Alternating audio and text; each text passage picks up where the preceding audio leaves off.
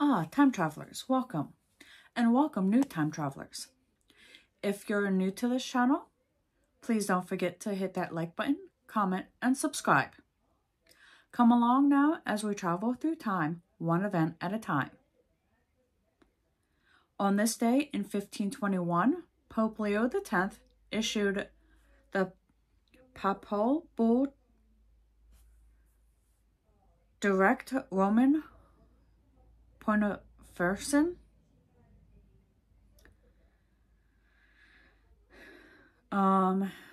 excommunicating Martin Luther, the German priest who questioned the certain Roman Catholic practices, and citing the Protestant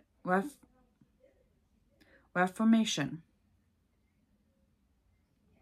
Now on to 1543, when a Spanish soldier and explorer, Juan Rodriguez Cabrillo, the discoverer of California, passed away. Moving on to a few centuries later, in 1777, when the Battle of Princeton, which is in New Jersey, was fought during the American Revolution. The clash, along with the Battle of Trenton, marked the very first victory for the Revolutionary War General George Washington in the open field. In 1793, American reformer Lucretia Mott, who, with Elizabeth Cady Stanton, founded the women's rights movement in the United States, was born. 1883 brought us the birth of Clement Attlee. He was the British Labour Party leader from 1935 to 1955 and Prime Minister from 1945 to 1951. I'm not sure how he was the British Labour Party leader and Prime Minister at the same time. But anyway, moving right along to when English author and scholar J.R.R. Tolkien, who was perhaps best known for his richly inventive epic fantasy The Lord of the Rings that was published in 1954 to 1955, was born in South Africa in the year 1892. 1929 brought us Italian motion picture director Sergio Leone's birth. He was known primarily for his popularization for the spaghetti western. I'm not sure what that is. If anyone has any idea as to what that is, let me know in the comment section. 9 years later, in 1938, U.S. President Franklin D. Roosevelt established the National Foundation of Infantile Paralysis, which later was called the March of Dimes, to find a cure for polio, a disease he had been stricken with in 1921. Now, I know when he was running for president, some years later, he actually was in a wheelchair, and when they were doing like his debates with the other candidate, him and his like party or whoever was like helping him run his campaign, if you will, asked if he could arrive to like the places first and get set up, and he'd position his wheelchair so that it was always like hiding behind something. like he'd be sitting at like a desk or something that it would be behind, that no one knew that he was in a wheelchair, and they'd always like drape a blanket over his legs. It wasn't, I don't think it was until after his presidency that they found out that he had polio the entire time. That also includes when he was doing like the addresses to like Congress and things like that.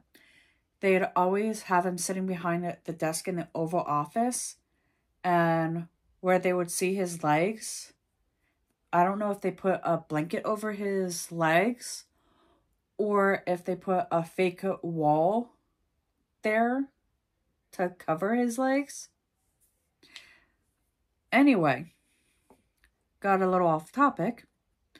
The following year, in 1939, Canadian professional ice hockey player Bobby Hull, known as the Golden Jet, was born.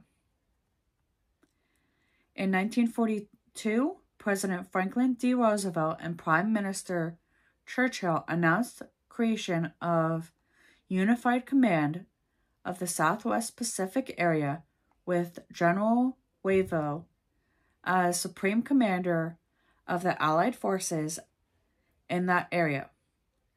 Major General George H. Brett of the U.S. Air Corps was appointed Deputy Commander, and Admiral Thomas C. Hart, Commander of the Naval Forces. General Chiang Kai-shek accepted command of Allied land and air forces in the Chinese theater of war. The following year, in 1943, Allied forces crushed all Japanese resistance in Buona Mission sector and moved towards the Santa Ana area. The United States communique said. In 1948, a large TNT shipment bound for the Jews in Palestine is seized at Jersey City, New Jersey, after a box marked industrial machinery is accidentally dropped. Talk about an explosive find. Moving on to 1953, when President-elect Dwight D. Eisenhower announced the selection of Joseph M. Dodge of Michigan as Director of the Budget.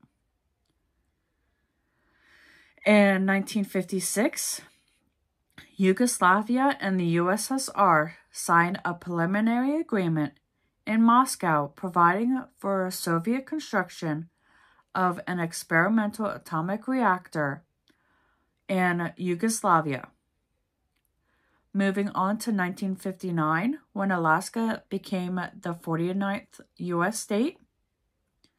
Now on to 1942, when Pope John the 23rd excommunicated Fidel Castro, who had transformed Cuba into a communist state. At that time, the Roman Catholic Church opposed communism. 1977 brought us Apple, that was incorporated by Steve Jobs and Steve Wozniak. It later became one of the most valuable companies in the world, known for inventive computer and electronic products. In 1979, representatives of Spain and Vatican City State signed 4 agreements that abrogated the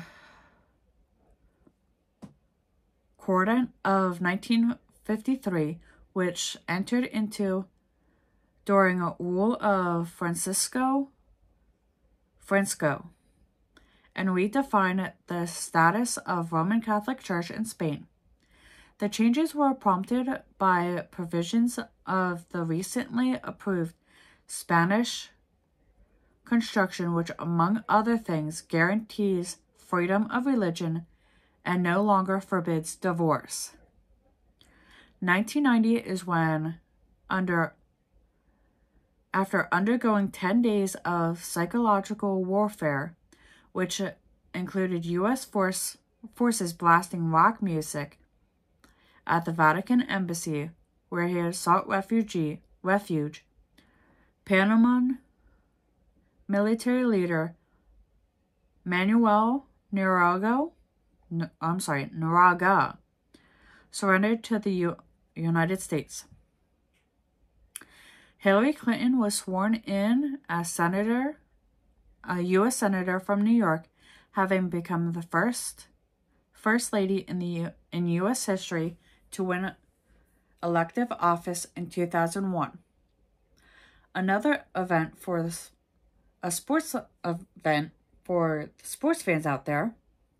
In 2003, in the annual postseason Fiesta Bowl, Ohio State University defeated the University of Miami, Florida, 31-24 in a double overtime to win the U.S. College Football Division 1A Bowl Championship Series national title.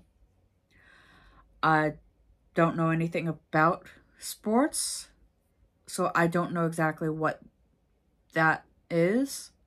If anyone has an idea as to what that is, you can let me know in the comments section. We now land in 2004 when NASA's Mars Exploration Rover Spirit, which landed on Mars to study the chemical and physical composition of the planet's surface. I don't know what all came about that exploration. Moving along to 2006, when lobbyist Jack Abraham pleads guilty to fraud, bribery, and tax evasion, and a deal that will require him to provide evidence and federal investigation into corruption in the U.S. Congress. 2006 also brought us the Convention on International Trade and Endangered Species of Wild Fauna and Flora bans trade in caviar and other products from sturgeon. In 2009, Bulgaria, Hungary, Poland, and Romania reported that they were experiencing shortages of natural gas supplies from Russia shipped through pipelines that passed through Ukraine. 2010 is when the United States and the United Kingdom closed their embassies in Sana'a, the capital of Yemen, in view of apparent threats from the terrorist organization Al-Qaeda in the Arabian Peninsula. 2013 brought us automakers report that sales of new cars and trucks in the U.S. in 2012 were strongest since 2007, and that sales in December of 2012 increased 9% over the previous month. And with this, we return to 2024 and our current history. Until next time.